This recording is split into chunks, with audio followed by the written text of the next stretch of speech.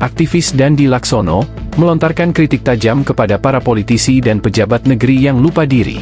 Kritik ini disampaikan Dandi melalui sebuah unggahan di akun Instagram pribadinya pada Minggu, 14 September 2025. Unggahan tersebut menampilkan tangkapan layar berita mengenai ungkapan kesedihan Eko Patrio setelah rumahnya dijarah massa beberapa waktu lalu.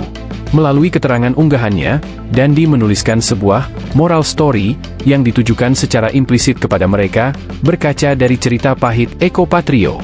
Moral story, jangan nunggu jadi Eko Patrio untuk merasakan bagaimana orang-orang Amungme, Auyu, suku anak dalam, Dayak Punan, atau Ohongana Manyawa kehilangan tanah, hutan, laut, dan kehidupan mereka di tangan negara dan pemodalnya, tulisnya. Dandi juga menambahkan tagar Reset Indonesia dalam unggahan yang sama, sebagai bentuk dukungan untuk merombak total pejabat-pejabat Nirempati.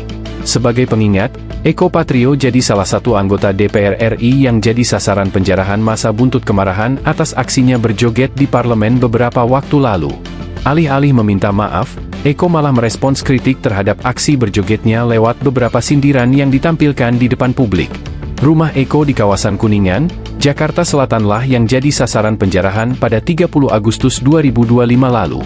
Menurut penjelasan petugas keamanan di sana, massa datang dalam 3 kloter berbeda dan menjarah habis seluruh isi rumah Eko, bahkan sampai bumbu dapur dan sayur-sayuran sekalipun.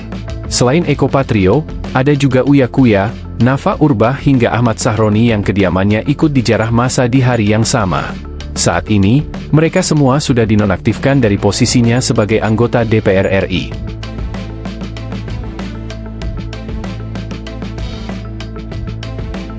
Download Tribun X sekarang, menghadirkan lokal menjadi Indonesia.